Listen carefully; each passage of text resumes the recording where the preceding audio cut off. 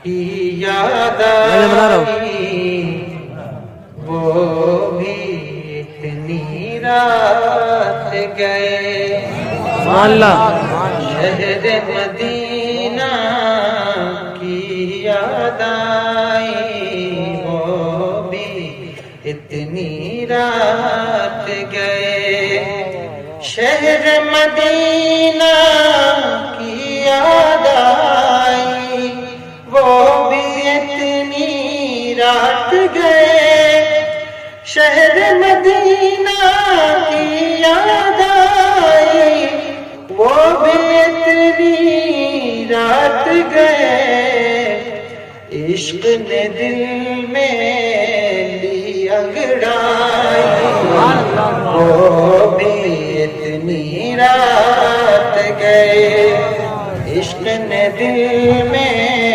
لی انگڑائی وہ بھی اتنی رات گئے خلد بداما خواب سہانا قرب مدینہ ٹوٹ گیا خلد بداما خواب سہانا قرب مدینہ ٹوٹ گیا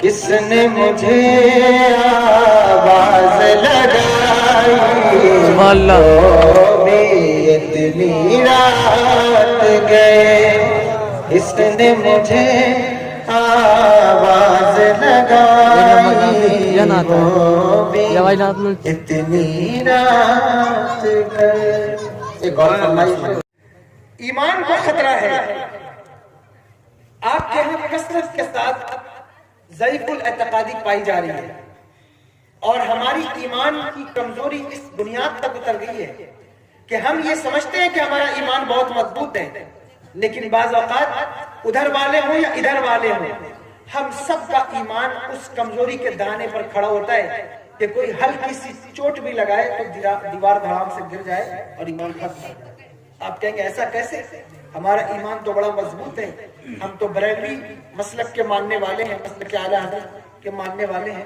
پھر ہمارا ایمان کیسے کمزور ہو سکتا ہے اور ہم کیسے یہ بات آپ کی تسلیم کر لیں میں آپ کو اس بات کی دلیل دیتا ہوں غور کیجیے آج ہر بندہ ہر انسان یہ چاہتا ہے کہ وہ ترقی کر جائے اس کے بچے ترقی کر جائیں اس کا معاشرہ ترقی کر جائے ہر بندہ یہ چاہتا ہے کہ وہ آگے بڑھ جائے کامیاب ہو جائے کامیابی کی منزل کی طرف گامزن ہو جائے ہر بندہ یہ چاہتا ہے اس کے پاس پیسہ ہو سرمایہ ہو روپیہ ہو ہر بندہ یہ چاہتا ہے اسے قلبی سکون میسر ہو جائے لیکن آپ نے نہیں دیکھا کہ قوم کے 50% لوگ آج بھی تعویذ کے بھروسے بیٹھے ہیں کہ انہیں کوئی تعویذ ملے پھر ان کا کاروبار آگے بڑھے آج بھی قوم کے 50% لوگ اس چیز کے بھروسے بیٹھے ہیں کہ وہ ان کے رزق کو کسی نے باندھ رکھا ہے اور ان کی دکان کو کسی نے باندھ رکھا ہے قوم کے 50% سے زیادہ لوگ ایسے ہیں جو نماز پر بھروسہ نہیں کرتے قرآن پر بھروسہ نہیں کرتے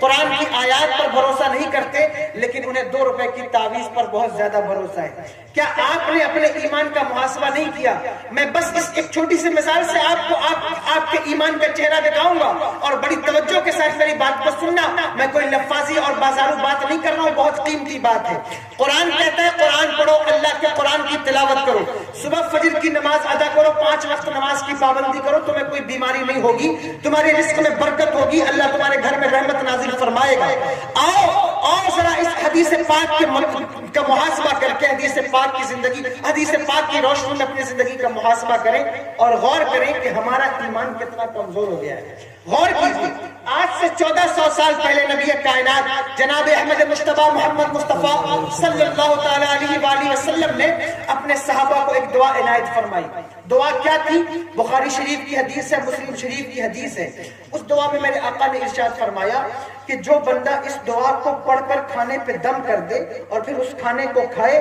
اگر اس کھانے میں زہر بھی ہو تو زہر اثر نہیں کرے گا توجہ ہے سن رہے ہیں آپ بات دیکھیے ایمان کی استقامت کیا ہوتی ہے ایمان کی کھولا اس اس پر دعا پڑھی. دعا کے الفاظ کیا ہیں؟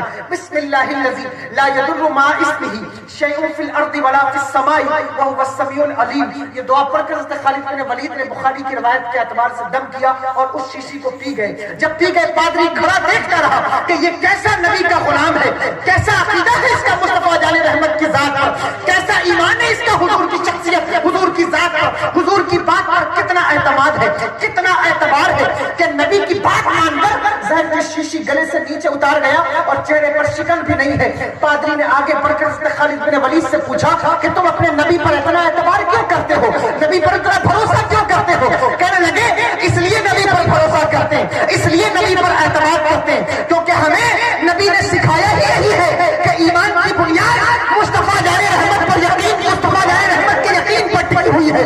اس لیے ہم پوری دنیا میں نعرہ یہی لگاتے ہیں, جو جان مانگو تو جان دیں گے, جو مال مانگو تو مال دیں گے, مگر یہ ہم سے کبھی نہ ہوگا کہ نبی کا جاہ و جلال دیں گے.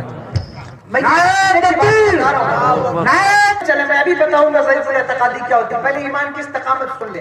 حضرت انس بن مالک رضی اللہ تعالیٰ عنہ بہت بڑے صحابی حضور کی خدمت میں رہے. حجاج بن یوسف نے اپنے دور میں حضرت انس بن مالک کو اپنی بارگاہ میں بلایا, اور جب حضرت انس بن مالک کو دو لوگ پکڑ کر لائے آپ حجاج بن یوسف کے دربار میں, تو حضرت انس بن مالک کھڑے ہو گئے. حجاج بن یوسف نے پوچھا, توجہ ہے آپ کی, سن رہے ہیں میری بات, سمجھ میں آ رہی ہے؟ پوچھا.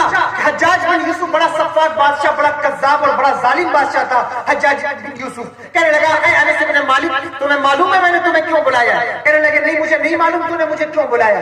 کہنے لگا میں نے تجھے اس لیے بلایا ہے تاکہ میں تجھے قتل کر دوں. حضرت انس بن مالک کے چہرے پر مسکراہٹ کھیلنے لگی. فرمایا اچھا تو مجھے قتل کرنے کے لیے تو نے مجھے بلایا ہے؟ حجاج بن یوسف آج تو کیا تیرا باپ بھی مجھے قتل نہیں کر سکتا. کیا فرمایا؟ تو کیا تیرا باپ بھی مجھے قتل نہیں کر سکتا. حجاج بن یوسف نے کہا کہ آخر ایسی کیا بات ہے کہ میں تجھے قتل نہیں کر سکتا؟ میں بادشاہ ہوں تو میری رعایا ہے, میں خلیفہ ہوں, میں حاکم ہوں, تو میری رعیت میں میری سلطنت میں رہتا ہے, میں کیوں نہیں قتل کر سکتا؟ کہنے لگے تجھے معلوم نہیں میرے آقا نے ہم مصطفیٰ جان رحمت کے غلاموں کو ایک دعا عنایت فرمائی ہے, اور فرمایا ہے جب یہ دعا تم پڑھ لو تو اس وقت تک, جب تک کہ وہ وقت لوٹ کر نہ آ جائے, کوئی جادوگر تمہارے اوپر جادو نہیں کر سکتا, کوئی سحر کرنے والا تمہارے اوپر سحر نہیں کر سکتا, کوئی تلوار چلانے والا تمہاری گردن تن سے جدا نہیں کر سکتا, کوئی تمہارا بال بھی بیکا نہیں کر سکتا. اور اے حجاج بن یوسف وہ دعا انس بن مالک نے آج صبح پڑھ لی ہے, اس لیے آج تو میرا کچھ نہیں کر سکتا.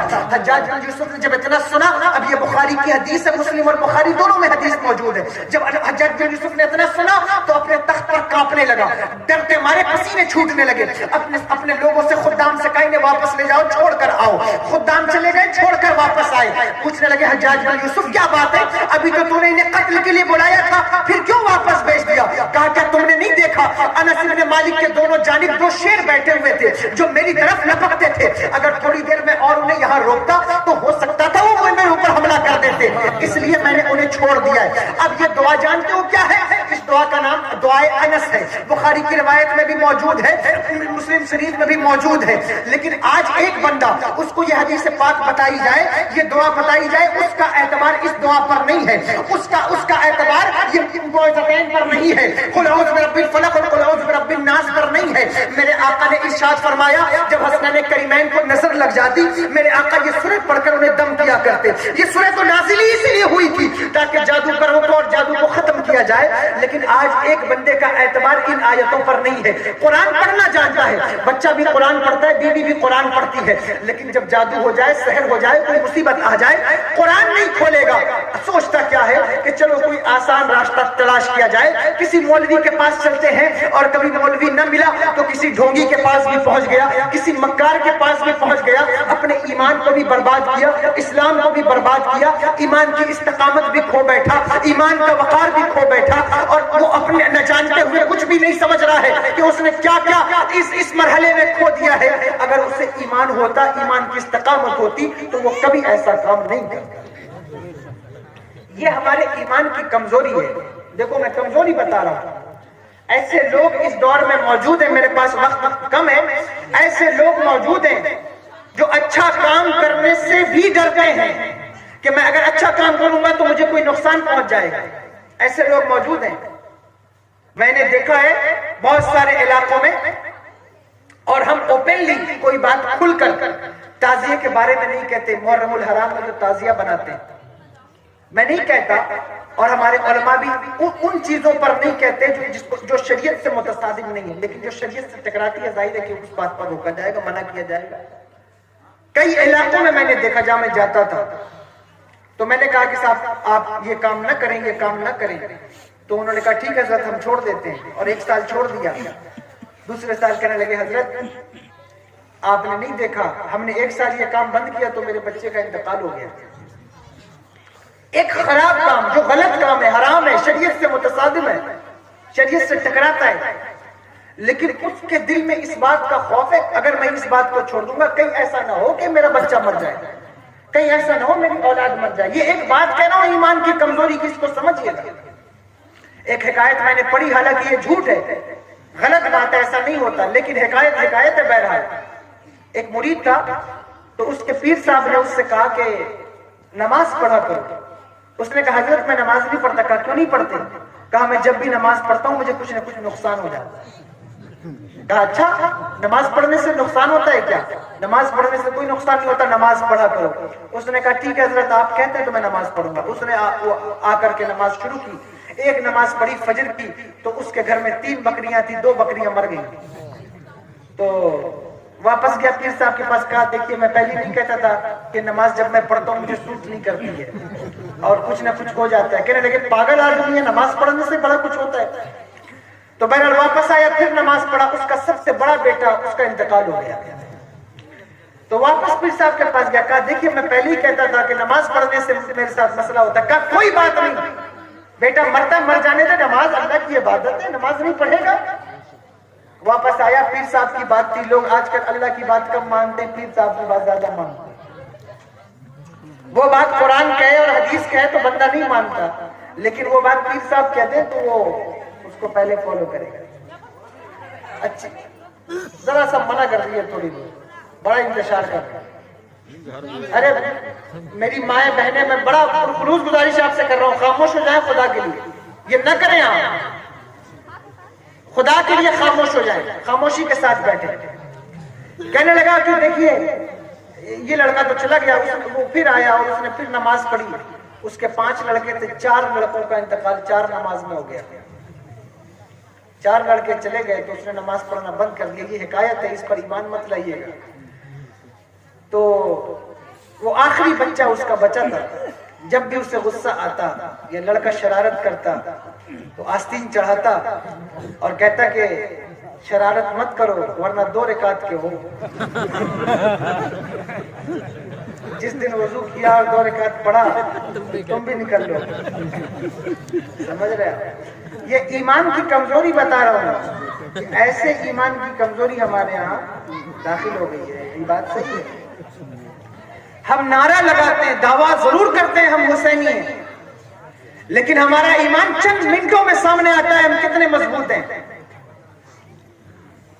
घर से निकलकर मस्जिद तक पहुंचने में हमारे ईमान का तराजू हमें तौल लेता है कि हमारा ईमान कितना मजबूत है, और हम समझ जाते हैं, हम देख लेते हैं हमारा ईमान कितना मजबूत है।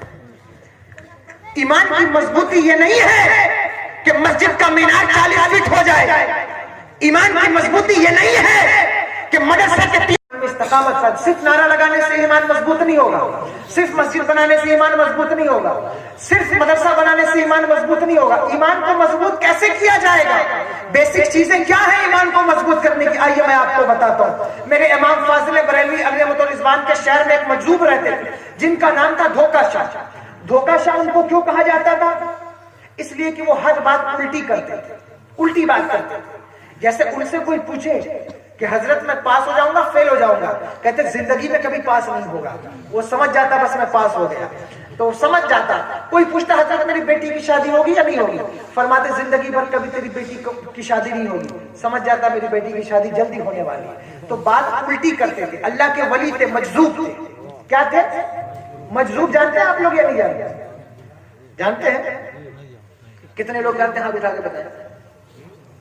एक आदमी खड़ा होकर मजजूब की डिफिनेशन बता दे। कोई एक आदमी खड़ा हो जाए, इसको मालूम है, खड़ा हो जाए, डिफिनेशन बता दे मजजूब कहते किसे? खड़े हो जाओ, मालूम है तो खड़े हो जाओ भाई, तुम खड़े हो जाओ, खड़े हो जाओ। मजजूब किसको कहते हैं? بتاؤ، چلو میں بتاتا ہوں، کوئی بات نہیں. مجذوب اس کو کہتے ہیں، مجذوب ہوتا اللہ کا ولی ہے. کیا ہوتا ہے؟ اللہ کا ولی ہوتا ہے، لیکن انوار الہی سے اس کا شیشہ عقل ٹوٹ گیا ہوتا ہے، تو وہ اپنی دنیا میں مست رہتے ہیں، لیکن ہوتے وہ اللہ کے ولی ہیں. لیکن شریعت میں ان سے دوری بنائے رکھنے کا حکم دیا گیا ہے، کیونکہ وہ عالم جذب میں ہوتے ہیں، کس وقت کیا فیصلہ کر لیں کوئی ٹھکانا نہیں. لیکن مجذوبوں کے نام پر آج دنیا میں بہت لوگوں کو بیوقوف بنایا جا رہا ہے. اس بات کو سمجھ لیجئے. بہت قیمتی بات آپ کو بتاؤں گا اس کے بعد.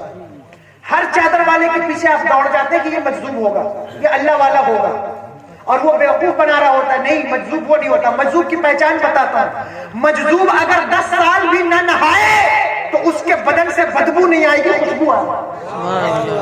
مجذوب کی پہچان بتا دیا میں نے. بہت قیمتی بات بتائی. مجذوب 10 سال بھی نہ نہائے اس کے بدن سے بدبو نہیں آئے گی، خوشبو آئے گی. یہ مجذوب کی ایک پہچان میں نے بتا دی. پہچانیں بہت ہیں، کبھی بعد میں موقع ملا تو بتاؤں گا. راز و رموز کی باتیں ہیں.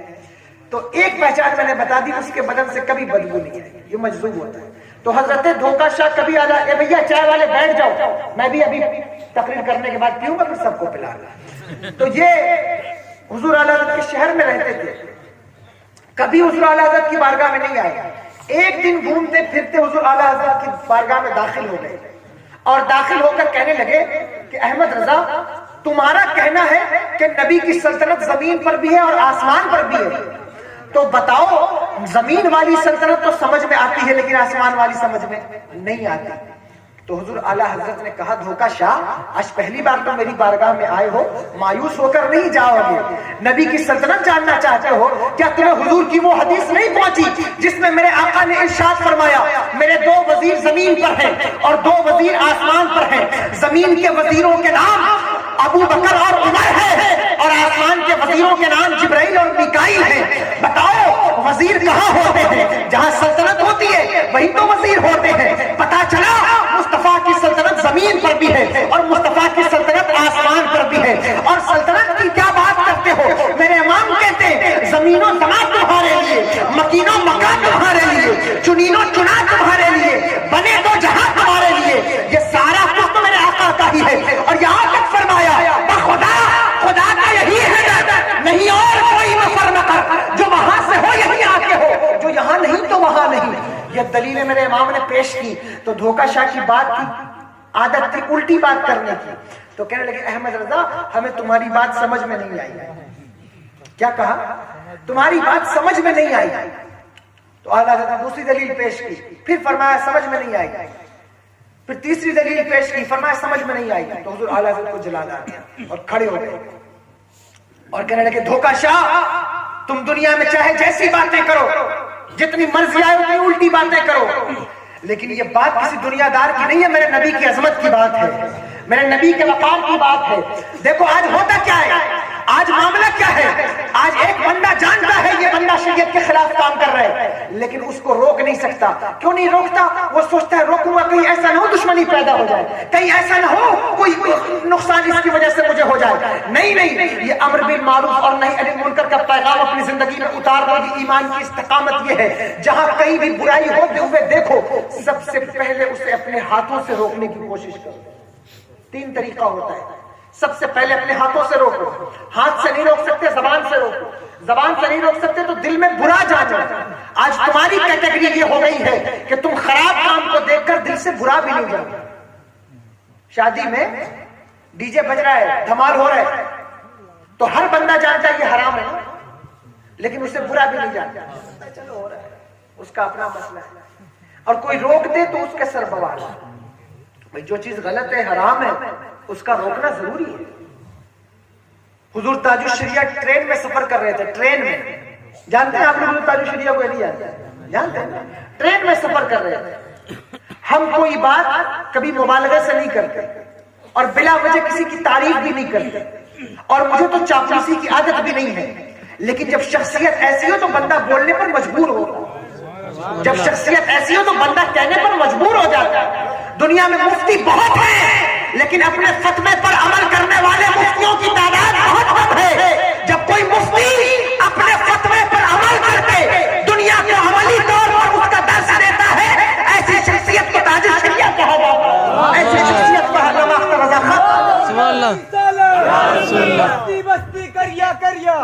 السریہ تاج السریہ تاج السریہ تاج السریہ. اپنے ایمان پر ڈٹے رہ گئے, استقامت پر قائم رہ گئے اور ثابت کر کے دکھایا کہ ایمان کی استقامت کیا ہوتی ہے. آندھی آئے, طوفان آئے, جھکڑ آئے, ان سے مطلب نہیں, وہ اپنی جگہ قائم ہے. کہہ دیا فوٹوگرافی ناجائز ہے تو آج تک فوٹوگرافی کبھی نہ کروائی اور نہ کبھی اس کو جائز قرار دیا. اپنے فتوے پر قائم رہے. اسے ایمان کی استقامت کہتے ہیں. جب بندے کے دل میں یہ بات پیدا ہوتی ہے نا تو طوفان بھی اس سے لڑ کر واپس چلا جاتا ہے. اور جب ایمان کمزور ہوتا ہے تو کفر کی آندیاں, نفاق کی آندیاں بندوں کو بہا لے جاتی ہیں. تم نے نہیں دیکھا حضور مفتی اعظم ہند کے دور میں آج خانقاہیں بہت ہیں اور بڑی بڑی خانقاہیں ہیں, لیکن ایسی خانقاہیں بھی تم نے دیکھی ہوں گی جو پرائم منسٹر اور ایم ایل ایز اور ایم پیز کے ارد گرد گھومتی نظر آتی ہیں. لیکن ایک خانقاہ بریلی کی سرزمین پر ہے, خدا کی قسم دنیا کے سارے ایم پیز اور ایم ایل اے اس خانقاہ کا طواف کرتے نظر آتے ہیں. میں نے اپنی آنکھوں سے دیکھا ہے, تم نے نہیں دیکھا ہوگا. مفتی اعظم ہند کے دور میں پوری خانقاہوں نے, بہت ساری خانقاہوں نے فتویٰ دے دیا, علماء نے فتویٰ دے دیا نسبندی کے تعلق سے. لیکن ذرا ایمان کی استقامت دیکھو. میرے مفتی اعظم ہند کی بارگاہ میں وقت کی پرائم منسٹر اندرا گاندھی آئی اور کہنے لگی آپ اپنا فتویٰ بدل کیوں نہیں لیتے, آپ اپنے فتوے کو چینج کیوں نہیں کر لیتے. میرے مفتی اعظم ہند نے نظر جلال اٹھائی اور فرمایا تو فتوے کو بدلنے کی بات کرتی ہے, سن یہاں فتوے نہیں بدلے جاتے, ضرورت پڑنے پر حکومتیں بدل دی جاتی ہیں. پھر دنیا نے دیکھا حکومت بدل گئی لیکن مفتی اعظم ہند کا فتویٰ نہیں بدلا. یہ ایمان کی استقامت ہے. جب بندے کے اندر ایمان کی استقامت پیدا ہوتی ہے طوفان اس سے ٹکراتا ہے, چور چور ہو جاتا ہے, بندہ اپنی جگہ کھڑا ہے. یہ ایمان کی استقامت ہے. اور ضعیف الاعتقادی یہ ہے کہ اس میں بہہ کر بک کے ختم ہو جائے انسان. یہ ایمان کی کمزوری ہے. تاج الشریعہ نے ٹرین میں چلتے وقت ٹی سی آیا جو ٹکٹ کلیکٹ کرتا ہے, آگے بڑھا, اس نے ٹائی پہنی ہوئی تھی, ٹائی, تو حضرت نے اس کی ٹائی پکڑ لی اور کہا ارے یہ جائز نہیں ہے ٹائی پہننا. تو سکتے میں آ گیا. تھوڑی دیر کے بعد بولا حضرت جائز نہیں ہے, کیوں؟ کہا یہ شعار عیسائیت ہے, عیسائیت کا شعار ہے اور یہ جائز نہیں ہے اس کا پہننا. تاج الشریعہ کا فتویٰ ہے ٹائی جائز نہیں. اب تو لوگوں کو اس سے کوئی کام ہی نہیں, اب تو لوگوں کو سمجھنا ہی نہیں ہے کہ جائز کیا ہے ناجائز کیا ہے. حضور نے فرمایا من تشبہ بقوم فہو منہ, جو جس قوم کی شباہت اختیار کرتا ہے وہ اسی قوم میں سے. آج ہم نے جتنا کچھ اپنی زندگی میں کر رکھا یہ ایک الگ میٹر ہے. خیر یہ بھی ضعیف الاعتقادی کا بہت بڑا میٹر ہے, بہت بڑا موضوع ہے. جو بھی ہم نے کر رکھا ہے اپنی زندگی میں دوسروں کی قوموں سے سیکھ کر برباد کر دیا اپنی زندگی میں. ہمارے لباس سے لے کر ہمارے کھانے پینے اور ہماری شادیاں تقریباً سب برباد ہو گئی دوسروں کے تشبہ اور دوسروں کے کمپیریزن میں, دوسروں کی شباہت اختیار کرنے کے چکر میں. ہم نے اپنا تشخص, اپنی پہچان کھو دی. میرے بھائی اپنا تشخص باقی رکھیے, اپنی پہچان باقی رکھیے جو اللہ کے رسول نے آپ کو عطا فرمائی ہے. میرے آقا مدینے آئے 53 سالہ زندگی میں میرے آقا نے کبھی بال میں مانگ نہیں نکالی, لیکن جب حضور مدینے آئے تو حضور نے دیکھا یہودی بھی بال جھاڑتے ہیں مانگ نہیں نکالتے, تو میرے آقا نے بیچ سے مانگ نکالی. یہ جو نوجوان بیٹھے ہوں گے یہاں ان کو معلوم ہوگا آج کل ہیئر اسٹائل بھی ایسا آیا ہے کہ کوئی رات میں اٹھ کر دیکھ لے تو واپس اپنے بستر پر گھس جائے ڈر کے مارے, پتہ نہیں کوئی شیطان تو نہیں آ گیا. ایسے ہیئر اسٹائل آئے, ایسا لگتا ہے جیسے مرغا نکل کر باہر آ گیا ہو. دونوں طرف سے بال صاف ہوتا ہے اور بیچ میں بال اٹھا ہوا ہوتا ہے. یہ کوئی انسانوں کا اسٹائل ہے؟ یہ کوئی انسانوں کا طریقہ ہے؟ یہ شیطانوں کا طریقہ ہے. یہ جانوروں کی طرح بال نہ رکھو, بال رکھنا ہے میرے مصطفیٰ جان رحمت کی سنت پر عمل کر کے رکھو. میرے آقا نے 53 سالہ زندگی میں مانگ نہیں نکالی, لیکن مدینے آئے دیکھا کہ مدینے کے یہودی بھی مانگ نہیں نکالتے تو حضور نے مانگ نکال لی, جس کو میرے اعلی حضرت نے ارشاد فرمایا لیلۃ القدر میں مطلع فجر حق, مانگ کی استقامت پہ لاکھوں سلام, مصطفیٰ جان رحمت پہ لاکھوں سلام. میرے آقا مدینے آئے تو یہ جو امامہ ہم باندھتے ہیں, صافہ باندھتے ہیں, اس کے نیچے ٹوپی کی کیا ضرورت ہے؟ صافہ تو ویسے بھی سر کو کور کرتا ہے. لیکن میرے آقا نے کہا نہیں, یہودی بھی صافہ باندھتے ہیں, ان کے صافے کے نیچے ٹوپیاں نہیں ہوتی, اس لیے تم اپنے صافے کے نیچے ٹوپیاں باندھو. میرے آقا مدینے آئے تو یہودی یوم عاشورہ کا روزہ رکھتے تھے. میرے آقا نے کہا یہ کیا کرتے ہیں؟ صحابہ نے کہا حضور یہ حضرت موسیٰ کا دن مناتے ہیں. میرے آقا نے کہا موسیٰ ہمارے بھی پیغمبر ہیں, ہم بھی حضرت موسیٰ کا دن منائیں گے, لیکن ہم ایک روزہ نہیں رکھیں گے, 2 روزہ رکھیں گے تاکہ ان سے مشابہت نہ ہو جائے. میرے آقا نے عبادت میں مشابہت معصیت میں مشابہت اختیار کرتے ہو، پھر ذرا سوچو تمہارا ایمان کہاں ہے، اور ایمان کے دعوے اور مصطفیٰ جان رحمت کے نام کے نعرے کتنے کھوکھلے ہو چکے ہیں۔ اس ایمان کی بنیاد سے جب بھی کوئی کفر کی دیوار ٹکرائے گی تمہارے ایمان کی دیوار کو گرا ڈالے گی۔ اس لیے اپنے ایمان کی بنیاد وہاں سے قائم کرو جو طریقہ مصطفیٰ جان رحمت نے دیا ہے۔ ایمان کی بنیاد کا معیار وہاں رکھو جہاں یہ جملہ لکھا ہے، قادری جو میں اٹھا قدر عبد القادر قدرت نما کے واسطے، اور اس دربار سے اپنے دیوار، اپنے ایمان کی دیوار کو قائم کرو، اللہ تمہارے ایمان کی دیوار میں استقامت دے دے گا، طاقت دے دے گا۔ تو بتاؤ یہ کام ہم نے کر رکھے اپنی ضعیف الاعتقادی کی بنیاد پر، کتنی غلط روش اور کتنا غلط طریقہ ہمارا ہے۔ یہ سب ضعیف الاعتقاد، سارا کا سارا ضعیف الاعتقاد۔ میرے بھائیوں، ایک صحابی اور کھڑے ہو گئے، کہنے لگے حضور جس کے پاس ایک بیٹی ہو وہ کیا کرے؟ فرمایا اس نے بھی اگر اپنی بیٹی کی پرورش کر کے اس کا نکاح کر دیا وہ بھی میرے ساتھ جنت میں ایسے رہے گا جیسے یہ 2 انگلیاں ہیں۔ ایک اور صحابی کھڑے ہو گئے مچل کے، کہنے لگے یا رسول اللہ جس کے پاس ایک بھی بیٹی نہ ہو وہ کیا کرے؟ اب حضور کے در سے کوئی خالی تو نہیں جائے گا، حضور کے دربار سے کوئی خالی تو نہیں لوٹے گا۔ میرے آقا نے ارشاد فرمایا بیٹی نہ ہو لیکن بیٹی پیدا ہونے کی حسرت رکھتا ہو، پھر گرچہ اللہ اسے بیٹی نہ دے لیکن وہ بھی میرے ساتھ جنت میں ایسے جائے گا جیسے یہ 2 انگلیاں ہیں۔ یاد رکھنا جب اللہ کسی بندے کو خوش کرتا ہے تو اس کے گھر میں بیٹا دیتا ہے، کسی بندے کو خوش کرتا ہے تو اس کے گھر میں بیٹا دیتا ہے، لیکن جب کسی بندے سے خوش ہوتا ہے تو اس کے گھر میں بیٹیاں دیتا ہے۔ بیٹیاں اللہ کی رحمت ہوتی ہیں، بیٹیاں اللہ کی رحمت ہے۔ ان کو برا نہ جانو، یہ ضعیف الاعتقادی ہے، تمہارے ایمان کی کمزوری ہے۔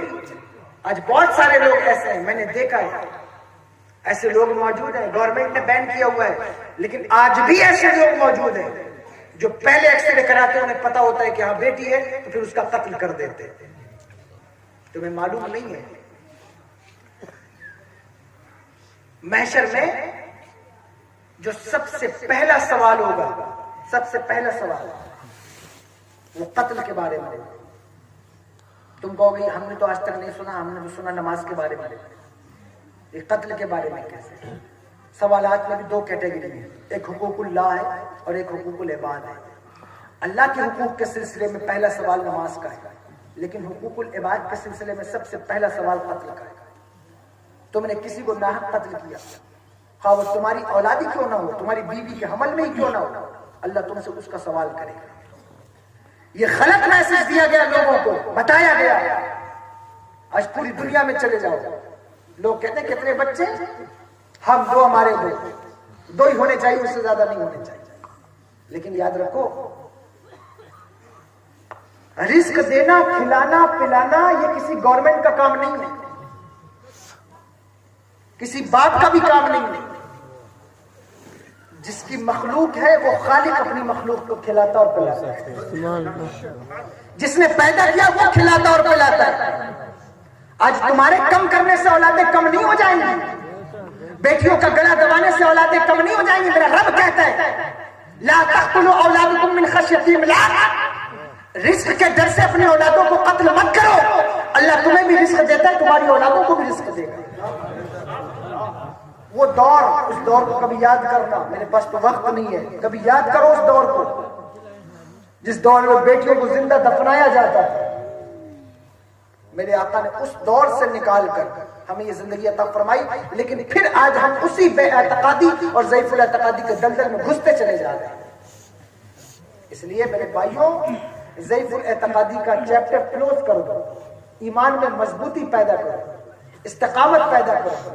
رزق اللہ دینے والا ہے، اللہ رزق دیتا ہے، کوئی تمہارے رزق کو باندھ نہیں سکتا۔ اور یہ جملہ کسی نے کہا، کوئی بھی ہو، اگر وہ یہ کہے پیر ہو، مولوی ہو، کوئی بھی ہو، ڈھونگی ہو، مکار ہو، یہ کہے کہ کسی نے تمہارا رزق باندھ دیا ہے تو اس نے کلمہ کفر کہا ہے۔ رزق کوئی نہیں باندھ سکتا، اللہ رزق دیتا ہے۔ ایک بات، دوسری بات سنیے، دوسری بات یہ ہے کہ آپ ایمان کے سلسلے میں اتنے کمزور ہیں، میں بات کیا بیان کر رہا تھا اس کو مکمل کر دوں۔ ہاں، تو حضرت عثمان غنی رضی اللہ تعالیٰ عنہ نے کہا کہ یہ تمہاری بیٹیوں کے لیے، تمہاری بیٹیوں کے لیے۔ تو حضرت عبداللہ ابن مسعود نے کہا کہ حضور یہ تھیلیاں کسی اور کو دے دے، کسی اور کو دے دے۔ حضرت عثمان غنی رضی اللہ تعالیٰ نے کہا وہ کیوں؟ کہا آپ کو معلوم نہیں ہے میری بیٹیاں اس وقت تک سوتی نہیں ہیں جب تک سورہ واقعہ کی تلاوت نہیں کر لیتی۔ میرے آقا نے ارشاد فرمایا جو بندہ سونے سے پہلے سورہ واقعہ کی تلاوت کرتا ہے وہ کبھی تنگدستی کا شکار نہیں ہوگا۔ جو لوگ تنگدست ہیں انہیں سورہ واقعہ کی تلاوت کرنی چاہیے۔ یاد رکھو میرے بھائیوں، تم نے قرآنی کانسیپٹ بھول کر دنیاوی کانسیپٹ کو اپنایا ہے، یہی تمہاری ناکامیابی کی سب سے بڑی وجہ ہے اور تمہاری ضعیف الاعتقادی سے بنیاد پر پیدا ہو رہی ہے۔ آج بھی اگر تمہارا تعلق قرآن سے جڑ جائے تو تم کامیاب ہو جاؤ، تمہارا معاشرہ کامیاب ہو جائے گا۔ ضعیف الاعتقادی ختم کر دو، اپنے ایمان میں مضبوطی پیدا کرو۔ صرف نعرہ لگانے سے کوئی حضور کے دین پر جان دینے والا نہیں بن جاتا۔ حضور کے دین پر جان دینے کے لیے وہ جذبہ ہونا چاہیے، ایمان کی مضبوطی ہونی چاہیے۔ مسلک اعلیٰ حضرت کو ہم فالو کرتے ہیں، اور ایک بات ایمان کی استقامت کے تعلق سے اپنے اعلیٰ حضرت کی بیان کر دو۔ بریلی شریف کی سرزمین پر حضور فاضل بریلوی کے شہر میں ایک مجذوب رہا کرتے تھے جن کا نام تھا دھوکہ شاہ۔